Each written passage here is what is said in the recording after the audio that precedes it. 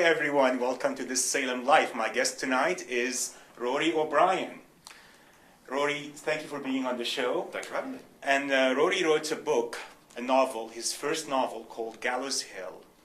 I read the book and I was floored. I mean, it was amazing, amazing book. Has so much history of Salem. You'll enjoy it tremendously. And I want to ask you a question. What made you write the book in the first place? I think a certain fascination with Salem. I had visited here any number of times as a tourist and really liked the city. And I was kind of interested in how Salem is perceived versus how it really is, which I know sounds kind of deep and dark. You know, Salem has this kind of reputation for being Hogwarts. You know, everyone assumes that it's this magical place where the witches are in charge of everything, and ooh. And yet when you get here and look around, you find that it's a tourist town. It's a regular city with regular city ups and downs. So I was interested in the reputation that it has versus how it really is. And in writing the book, I kind of am playing back and forth between those two things, kind of trying to have my cake and eat it too, in a way. But as part of that history, of course, you went back to 1692. You talked about the witch trials. You talked about all of that. And it's almost, it reads biographical somehow when you read it, right? Okay. It reads, some of it seems like places you visited yourself, you went to yourself. Yes, yeah, I tried to visit every spot that I talk about Research, in the book. Yeah. So yeah, it's always fun visiting places. Yeah. And I'm a history geek, so I enjoy going to places that have a history to them. Yeah. And learning about what happened there. So that's always fun for me. Now, the cover of the book is interesting also. Who designed it? That is actually the publisher, John Tian, at Mary Blacksmith Press. He's the one who designed the cover, and I'm quite fond of it. Mm. And this is the Gardner Pingree House, yes. which I thought initially it was the Hawthorne Hotel, but there's no way it's the Hawthorne Hotel. No, it's across the street from the Hawthorne. Right across the street from there. And there is a noose on the cover. Yes. So what's the book about exactly? The book is a murder mystery set here in modern-day Salem. It opens with the discovery of a corpse found hanging out at Gallows Hill. And it's the first day back on the job for my detective, Andrew Lennox, who has been out on leave for a couple of weeks. He's had some trouble, and this is his first day back, and he's sort of thrown into this case. And it's very much a case of him trying to sort of get his mojo back. Mm-hmm. You know, I set out to not create a Dirty Harry kind of character. You know, Lennox is very spends a lot of time in his head, and he's sort of, you know, a little awkward, a little uncomfortable. So I really didn't have any interest in creating a character that was, you know, kicking down doors with guns blazing and, you know, always had the perfect comeback to everything. I was more interested in this, you know, slightly awkward kind of guy. Yeah. So that's who he is, mm-hmm. and it's just largely a story of him trying to get back up on the horse. Yeah, and he was a person who was a former smoker, and he's now addicted to Xanax. Yes. So you have that theme going on in your book every now and then. Yes. Every time he gets stressed out, he needs a cigarette. Xanax. He pops a pill. He wants a cigarette, but he goes for the Xanax instead. So he's working with that. And I've never been a smoker, so I had to actually check out with friends of mine who were smokers. You know, what's it like? To try to get that stuff right. Yeah. So now he has a partner in this book. Her name is Michelle Roulette. Yep. Yeah, and she's Canadian, French Canadian. French Canadian. Go ahead. I never really decided if she's straight over or straight down from Canada, or if it's, you know, her parents or grandparents. But yeah, I decided I wanted an ethnic character, so she became French Canadian. Mm-hmm. And there is some kind of a romance here you're trying to build into it eventually in some future book. Really? Perhaps. Okay. I didn't pick up on that. I feel like the way you describe her sometimes, the way she's dressed and the way he looks at her and all that. Maybe there is a way. Okay. Not something I had put in there. But just you get that feeling about the two of them working together. Okay. Yeah, at some point, yeah. So how do you describe your writing style in your book, basically? Yeah. I try to write in a very clear and direct kind of manner. I mean, not to put myself, you know, in this company, but I really admire Dashiell Hammett as a writer. His prose is very clean and very direct, and it's not you know, filigreed and difficult. So I was aiming for a certain cleanness of style. So Yeah, I mean, it is clean read, I think, when you start reading the book initially, right? You open the first chapter, you start reading. Peering through a blurry rain, Detective Andrew Lennox made out the shape of the corpse hanging from the garnel tree at the foot of Gallows Hill. And that grabs you immediately. Oh, good. Right? And the chapters are kind of short, right? Everyone is about maybe 10 pages long. Yeah, I guess I'm just not that long-winded. It's a fairly short book as well. But that's good because that takes you to the next chapter and you can say, okay, 10 o'clock at night, I need to go to bed. Now you can read it the next day. Right. Right. Great. But Yeah, it's surprising because people have been dropping me emails occasionally saying, they read the book in 2 days. And it's surprising to me that it took me probably a year and a half to write the book. And then folks can blow through it in 2 or 3 days. So, which is, what I expected and what you want. Yeah. But it's sort of surprising that, a year and a half of my life ends up being 2 days of theirs. Right. And the book isn't only about single murder. There's a second murder in the book theme going on about Annalise, what's her name? Not Annalise. Elisa Paiva. Oh, that's it. Yeah. Yep. So it's a cold case that Lennox is also involved in. Yeah.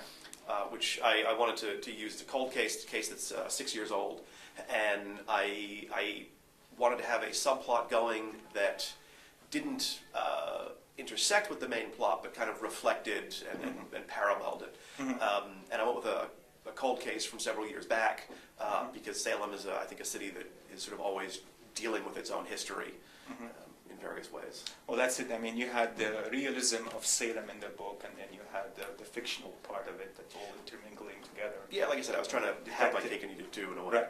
Really good book to read. So, what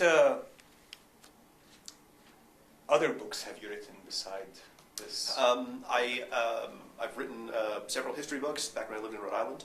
I wrote 4 different Rhode Island history books that were about various episodes in Rhode Island history. And of course, I'm a very small market, Rhode Island. If I was smart, I would have written books about U.S. history or New York history with a larger market. And when I was 16 or so, I wrote I'm sure, terrible novel, which is long since lost to the mists of time. Yeah. And when I was in my early 20s, I tried a historical novel set in Newport, Rhode Island, near where I was living, and made a really half-hearted attempt at marketing that. I probably gave up too quickly trying to get that in print. And so wandered away from doing that for a while, and then only recently came back to try my hand at another novel. Yeah. But it is, I mean, as for your first novel, clearly, it's really a well-written novel. Oh, thanks very much. This is now available on Amazon? Yep, Amazon, Barnes & Noble. You can order directly from the publisher, Mary Blacksmith.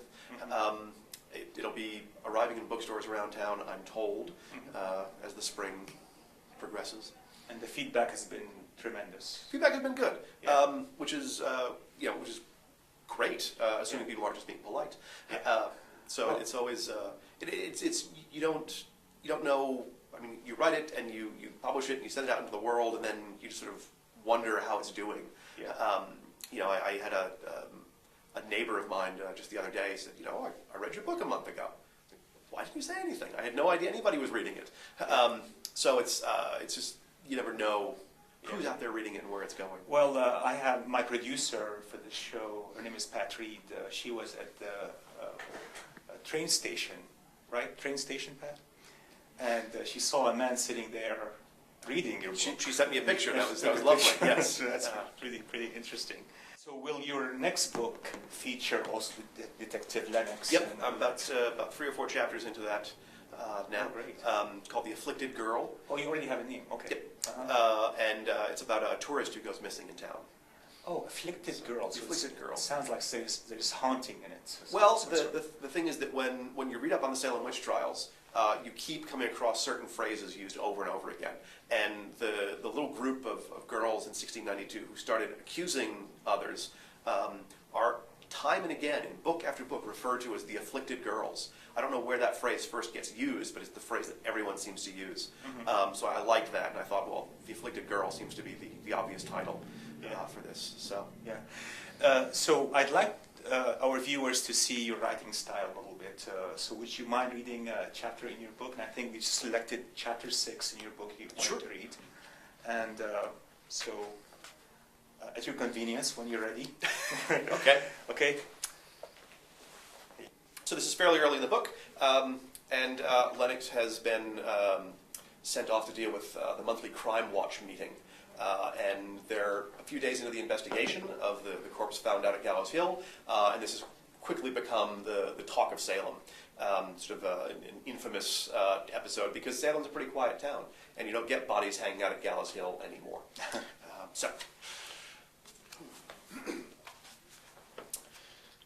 Crime Watch meetings were held one Thursday a month in the auditorium downstairs at the station, and each month a different uniformed officer and detective were assigned to act as community liaisons. The higher-ups felt it helped with police transparency and accountability and improved community relations. Each month, the assigned officers supplied increasingly creative excuses for being unable to attend, few of which ever worked. The meetings were usually poorly attended, with the same dozen or so loudmouths complaining about missing recycling bins, the damn tourists, the noisy neighbors, and old grievances they would neither let be forgotten nor resolved. Lennox got a pad and pens from his desk and trudged downstairs for 7 o'clock, ready to be introduced as that month's community liaison officer.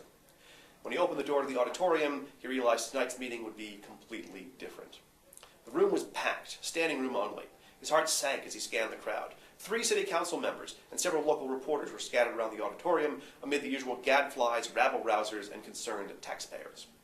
A couple of Boston news stations had set up cameras along the back wall. At a second glance, he noticed one from New York. Worst of all, the mayor and the president of the city council were seated at opposite ends of the front row. Tobias Pynchon had been mayor of Salem for as long as anyone could remember. He was the scion of one of the city's old money families, and with bushy silver hair swept back from his square face, he had the good looks of a mildly scandalous movie star. He was known to be fond of single malt scotch, double-breasted silk suits, and expensive foreign cars, one of which, a soot-black Jaguar, was rakishly parked outside the station. Pynchon lived in a home on the water with a bleach-blonde wife less than half his age. At the opposite end of the row was City Council Jake Never Jacob Gilman. Gilman's cargo pants and blue shirt, sleeves rolled up and tie pulled loose, were every bit as carefully chosen as Pynchon's Italian suits, meant to underscore the man of the people image that had won him his seat on the council. The shortcomings and excesses of the Pynchon administration were his favorite target. Crap, Lennox murmured. The meeting was called to order and the usual business was dispensed with quickly.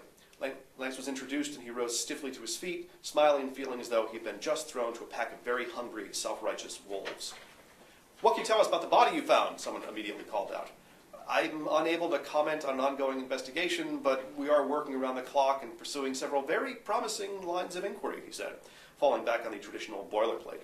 He wondered if he could possibly pop a Xanax into his mouth unnoticed.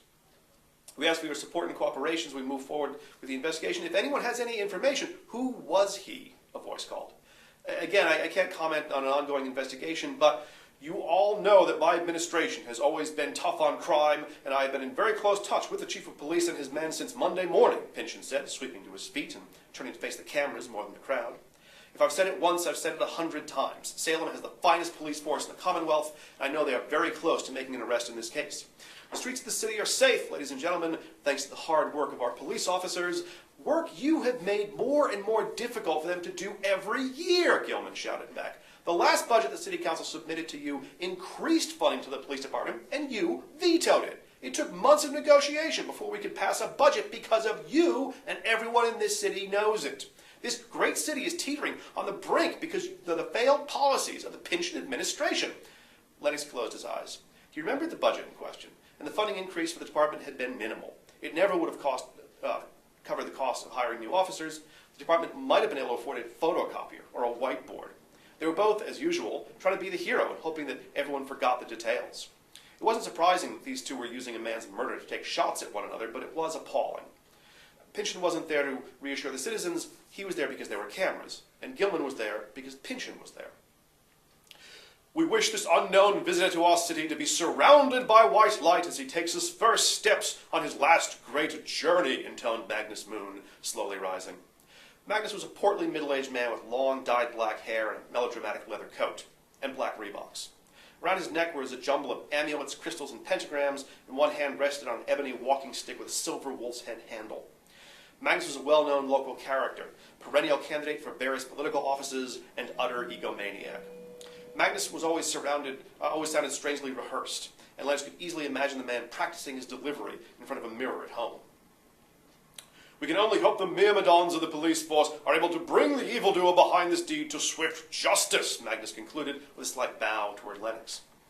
We'll certainly do our best. We don't let people get away with murder in Salem. So, again, if any of you have any information, while you are here, Inspector, might we once again raise the question of the offensive nature of the crass caricature, which serves as the very symbol of your constabulary? Magnus interrupted, pointing at the Salem PD symbol hanging from the podium in front of the room. The emblem was a silhouetted witch on a broom, with a flowing dress and a conical hat. It appeared on every police officer's uniform, on the side of every cruiser, and on every sheet of departmental stationery, and had for years. Similar images could be found on sweatshirts, shot glasses, and signs hanging out outside half the businesses in town, and even on the water tank atop Gallows Hill. It was the target of Magnus's long-standing ire. Can we truly feel protected and served by a gendarmerie which openly mocks and trivializes the religious heritage and beliefs of a significant portion of our citizenry, Inspector? Groans from the audience indicated that they had all heard this before.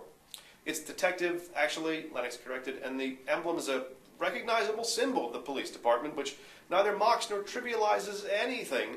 Oh, don't listen to him, detective, cried a voice in the crowd. Everyone knows what a dingbat he is. So, do you have a suspect? Someone else asked. Again, I can't comment. Why won't you tell us, detective? Magnus smiled suspiciously and all but licked his lips. Oh, shut the hell up, a woman in a flannel shirt yelled. Things like this wouldn't happen if you people weren't always trying to turn the city into a goddamn carnival. Do you know what it does to my property values to have a bunch of freaks across the street chanting at midnight? A man called. Lennox recognized him. He'd seen him at these meetings before. His obsession with property values made him a weird kind of idiot savant. Property values in Salem have consistently risen every quarter for the last several years, Pynchon interjected, and Salem remains a world-class tourist destination welcoming visitors from every corner of the globe. Freaks, Magnus retorted. Religious intolerance is alive and well in Salem, we see. Still trying to weed out the undesirables, are we? Lennox had never actually heard an audience boo someone before. Yeah, he thought, this is going really well. Oh, please, no one's trying to hang you, you freak! The babble of angry voices echoed in the room as the torches and pitchforks came out. Lennox screwed his eyes shut, rapidly approaching the point when he wouldn't care if anyone saw him slipping his Xanax. Okay, thank you all very much, he yelled, trying to get some tiny measure of control back. Does anyone have anything? So are you looking at the witches or not? Someone called. I heard he had pentagrams on his palms, the victim. I think one of them could have did it? That's where I'd start if I were you guys. I heard he was some relative of Cotton Mather, yelled another voice. What about that? Lennox's breath caught in his throat. How did that get out? Damn it, Salem was too small. Everyone knew someone somewhere. Everyone had a cousin or an old high school buddy on the police force. Word would always get around. None of us have a hand in this business, Magnus Moon insisted, laying a pious hand on his breast. I heard a neighbor of mine arguing with someone on Sunday, a man said. I got to look out my window to see what was going on. I didn't recognize him, but I could probably identify him again if I saw him. You son of a bitch, the neighbor cried from the other side of the room. You're all pissed off to put up my recycling too early last week, and now you tell the cops I murdered someone? Hey, I'm just saying, you argue with somebody and I haven't seen him since. Guilty conscience much? That was my brother, jackass. So? What about the woman in white? An elderly lady asked in third row. Have you spoken to her? No, Lennox replied. What are you talking about, please? The last few nights since you found the body. She comes out to the park and lights a candle on the spot. You haven't spoken to her yet? She must know something. We'll talk to her. Anything else? Okay, thanks everyone. He waded through the crowd, pushing through a side door into a dim corridor, only to find Mayor Pynchon waiting for him. Pynchon was a head taller and loomed. Listen to me, the mayor said, lowering his face a few inches from Lennox's own. This is a tourist town, and if people think they'll get killed when they come here, they won't come here. Do you understand? Figure this thing out. Arrest someone. Anyone. Gilman closed the door quietly behind him as he entered. He folded his arms and looked on disapprovingly. I was just explaining to Detective Lennox here that we need to see an arrest this week. And I hope he doesn't have to shoot anyone this time. Pynchon slammed the door behind him as he went. Gilman shook his head. You know, for once, I agree with him, he said bitterly. Thanks very much. That's funny too. I mean, I would find myself smiling good. and laughing at times. It's not Mayor Driscoll, by the way. It's Mayor Pynchon. No, obviously not Mayor Driscoll. No, I mean, I don't remember a style of a mayor in Salem who was like this, who was like Mayor Pynchon. Driscoll, Usovich, they're not like that. No, I'm from, I probably shouldn't say this, but I'm from Providence originally, and in Providence we of course had Buddy Cianci, who was a character. So I decided when I was creating a fictional version of Salem, I decided that Salem should have a mayor that is a character, like Buddy. Yeah. So what did you learn from writing this book? Oh, good heavens. I learned how to write this book, I would say. There's, I thought I knew what I was doing, but I kind of learned it as I went. I did have fun doing the research. I did have a lot of fun getting to know Salem a little bit better. I wasn't living here when I wrote the book. I was still here very much as a tourist. But you mentioned Cotton Mather. I mean, this is yes. Clearly his name appears several times in the book, and there's a family Yep. associated. Tell us a little bit about that. Well, Cotton Mather was a Puritan minister in Boston. He's educated at Harvard and is widely known at the time as being a man of learning and stature. He writes a couple of hundred books and is, a mover and shaker. He gets involved in the witch trials in 1692 when he's kind of brought in as sort of a consultant. In a way. In 1688, he was involved in a case of witchcraft in Boston with a woman named Glover, the witch Glover, who was accused of making some children sick and promptly accused of witchcraft, doing this by witchcraft. And he's involved in the prosecution of the case. Goodwife Glover is eventually hanged for being a witch. And Cotton Mather is kind of involved in that case, and he writes about it. So he becomes kind of the go-to guy for accusations of witchcraft. So he's brought in up here as sort of a consultant on the Salem witch trials. He's not one of the magistrates, but he is kind of advising them. And Cotton Mather's big thing is spectral evidence. The afflicted girls, the ones who were supposedly being bewitched and tormented, would say that they had seen things that nobody else could see. They accused the different witches, people they were accusing of witches, supposedly had little birds sitting on their shoulders or weird familiars, or sometimes they were accused of sending out their shape, their spirit, to do awful things. The girls claimed that they could see all this stuff even though nobody else could. And Cotton Mather is one of the advocates of accepting this sort of testimony, saying, well, no, we know the devil can do this kind of thing. Spectral evidence. Spectral evidence, which I will be using as a title in another couple of books. Oh, that's great. So he's pushing for this to be accepted. And the spectral evidence is what gets 19 people hanged out at Gallows Hill. So he's not one of the magistrates, but he is sort of an advisor. And the thing is that it's very easy to kind of just brand him as a horrible person. I mean, he is instrumental in getting these people hanged. But he's a more interesting, complicated kind of guy. He's actually a really early advocate of inoculations. Yeah. So that's really forward-thinking and saves people's lives.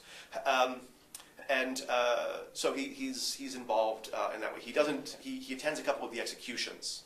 In fact, one of the accused is about to be hanged and recites the Lord's Prayer perfectly and flawlessly. And witches aren't supposed to be able to do that. And Cotton Mather says, well, no, they can do this. And the devil sometimes appears as an angel of light, and the execution goes forward. Yeah. And then the poor guy gets hanged. So I know Hollywood comes to Salem a lot, and they film here. I know it's a little early for your book, and you're writing a second one and so on. But this is seems to me a perfect plot for a Hollywood story. Who would play? Do you know anyone? Who would play Andrew Lennox? Actually, and Pynchon. Back in Rhode Island, I know a bunch of people down there in the theater community, so I kind of had fun casting them, various folks who are acquaintances of mine down in the theater community. So you're planning a play then? No, just sort of amusing myself in my idle just moments. Casting it in your head. Yeah, who would play that? Who would play that? So no one, unfortunately, that you would have heard of, but folks who I've known and worked with in theater stuff. Yeah. So there's a fellow named Bobby Casey who I think would be a shoo-in for Lennox. Bobby's got this sort of fidgety intensity to him, and I'm not sure about Willette. I mean, a friend named Amber Kelly, who's a phenomenal actress, who I would like to have as Willette. I don't know that she looks like. I don't really know what either of these characters look like in my head. I know what they don't look like, and I think they would work well. So. Yeah. So Gallows Hill is, of course, a place that we don't know exactly where it is in Salem. Yeah, there's some controversy as to where exactly it might have been. Yeah, but this is talking about Gallows Hill Park, right? Yes. So, that's the crime scene. Yeah. Do we know when was the last major crime in Salem that happened? I remember the Tom Maimone case in Salem. Was I'm not familiar with that one. You're not familiar with that? No. Oh. He murdered a woman by the name of Martha Braceford in the 1990s, I suppose. And he's still serving sentence in Boston. Okay. And that was the last famous crime Okay. in Salem. But I don't remember anything more since then. And this is pretty close to it as far as the severity of the discovery of the crime and the body and so on. Salem's a quiet town. I was a little unsure about having a murder and having, as in the book, there are 2 murders. That's right. Over the last few years. So Salem, is a very quiet town. It's not, it's not Detroit. It's not Baltimore. No, it's safe you're town. not finding 5 bodies every No. week. So I felt a little. A little guilty about doing that. Well, it's kind of like the Inspector Morse novels by Colin Dexter, which are set in Oxford in the UK, and there's, I don't know, a dozen or more of those novels, and there's 2 or 3 murders in each book. So Oxford suddenly becomes the deadliest place in the UK because there's all these bodies. So I as I go forward and do more books set here in Salem, Salem will end up coming across as a little more dangerous than it really is. Yeah. As I continue to murder citizens to provide plots. Yeah, I just want to tell you that the first crime that happened, the student who got murdered, of course, Yes. turned out to be by, I don't want to say by who, Easy. but yeah. But she got murdered. But she was a nursing student at Salem State Yes. University. Yep. And I teach mostly nursing students, so Okay. like I was looking at the name, I was like, no, it's not a real name. No, not every I idea. have not Okay. encountered a name like that before. But it touches home somehow when you read it. Okay. It's like, oh, it's Salem State, Salem State Library is mentioned in it, of course, Right. and so on. So it's pretty good, great book to read. So Rory Raven, this is wonderful to have you on the show, and I just want to ask you one last question. Sure. What were the challenges of writing your book? Trying to get things right, trying to keep it interesting and keep it moving. I know people who get very focused on having a 3-act structure, and I'm not quite that invested in it, but you do sort of want to think a beginning, a middle, and an end. And I knew the beginning and the end. I thought I had the middle, and then as I got into the middle, I started making changes, and the changes I made in the middle no longer logically led to the original end that I had in mind. Yep. So I had to change all that stuff. So I guess what was the challenge of writing the book was writing the book, which I know is sort of a lame answer. Yeah. But just try to keep it moving, keep it sharp. Did you have like days when you could type and type and type, and other days when you could sit there and stare at the screen and couldn't type a word? Did this happen to you? Not really. Okay. It's for me. It was just sort of work. Like when I'm working on a project, I've got to do 4 or 5 pages a day. That's my thing. And sometimes that takes an hour, and then sometimes it takes all frickin' day. Wow. To get 4 or 5 pages. Yeah. And if I get 5 pages in an hour, I'll keep going. There were a couple of days I was able to get 10 pages done, but that was only once or twice. So no, it's for me, it's just you sit here and you do this. I don't sit there to wait for my inspiration. Right. It's, I got to get this done. Right, we're getting close to the end of the program, so I just want to ask you one last question. Who helped you with the ideas in the book? Was your wife instrumental?